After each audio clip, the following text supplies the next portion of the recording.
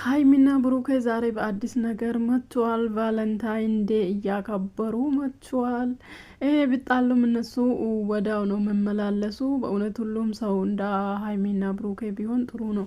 ምክንያቱም ሁለቱም ወዳው ነው የሚመላለሱ። ቢጣሉም ረዥም ጉዞ አይጓዙም።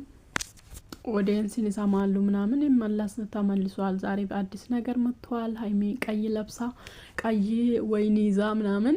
ስለዚህ ዛሬ ፋፈሽ እያሉ ቫለንታይን ዴይ እያከበሩ ሊመጡ ነው ማለት ነው። ሃይሚና ብሩኬ እኔ ሁለቱም በጣም ነው የሚመቹኝ። ሃይሚን በጣም ነው የምትመቸኝ።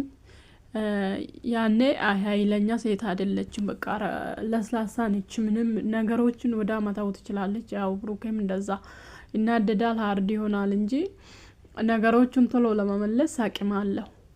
እና የቫለንታይን ዴይ እናንተ ፍቅረኛሞች ስትሆኑ እኮ አይቻላቅም። እኔ ባለፈው እኮ በድብቅ አደረጋችሁ። ባለፈው እኮ ለጋሽዬ ለሃይሚ ቀለበት አስሬ ነበረ ስትል ብቻ ነው ሰማው እንጂ ባይፋ ሃይሚን አፈቅረሻለሁ ስትል ሰምቼም አላቅም። እኔ ባይፋ ሃይሚን አፈቅረሻለሁ ስትል እስከ ዛሬ እኔ ሰምቼ ሳላቅ ወይስ እኔ ነኝ ቪዲዮዎቹን እያዳመጥኩ ምናምን አልሰማሁት ማለት ነው። ስለዚህ ቫለንታይን ዴይ ደግሞ የሚያከብሩት ፍቅረኛሞች ነው። ስለዚህ ባለፈውም ደግሞ ለጋሽዬ ቀለበት አስራላትሎ ለሃይሚ ይሄን ለብሶ መንገር ጥፋት ሊሆን ይችላል ምናምን ብሏል። ስለዚህ ፍቅረኛሞች ሆነዋል ማለት ነው ሃይሚና ብሩኬ። እና ፈጣሪ ፍቅራቸውን ያሳምርላቸው። ይሄ መሀላቸውን የተፈጠረ ገና የምትጠብቁ ነገር አለ። ገና የልጅቷ ዲኤንኤ ይጠበቃል መሰለኝ።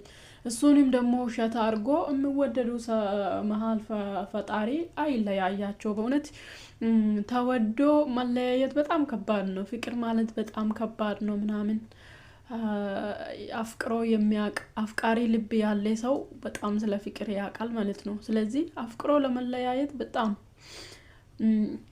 ድጋሜ ወደ ፍቅር ለመመለስ ራሱ በጣም ሰዓት በጣም ጊዜ የሚፈጃ ነገር ነው።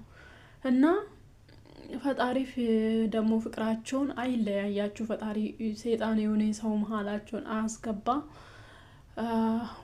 ሁለቱም ቶሎ ለመመለስ አቅም ያላቸው ነው። መደማመጥ አቅም ያላቸው ነው።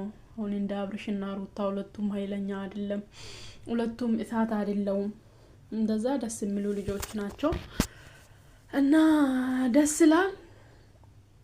ፋሚሊዎች ሰብስክራይብ፣ ላይክ፣ ሼር እያደረጋችሁ አበረታቱኝ።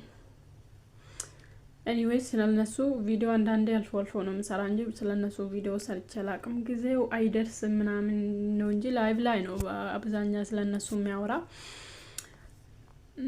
ሰብስክራይብ አድርጉኝ።